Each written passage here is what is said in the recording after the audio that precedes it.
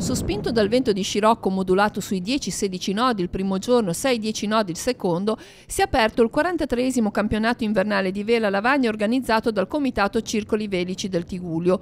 Nella giornata di sabato si sono disputate 2 gare che hanno permesso ai regattanti più esperti di mostrare la propria abilità velica. Qualche difficoltà in più per gli equipaggi novelli che tuttavia hanno portato a compimento la prova. Non ha arrestato la corsa dei regattanti neanche il piccolo incidente di percorso che ha coinvolto anche il comitato quando una delle imbarcazioni più grandi non è riuscita a portare a termine la virata incagliandosi contro la barca della giuria, fortunatamente senza danno a persone.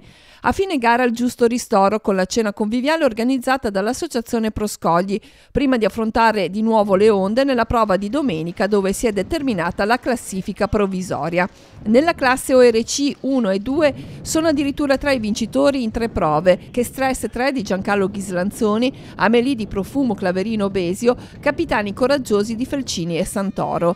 Nella classe ORC 3 e 5 spiccano i successi di Aria di Burrasca nelle prime 2 gare sempre davanti a Bacciottigno e Freelance, mentre la terza prova è stata vinta da Bacciottigno davanti alle altre 2 imbarcazioni.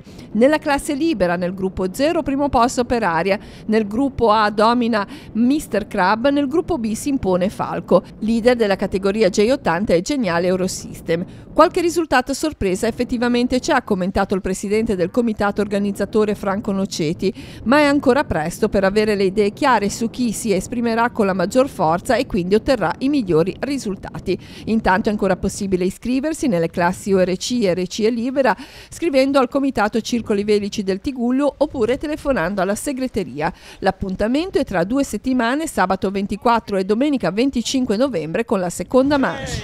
5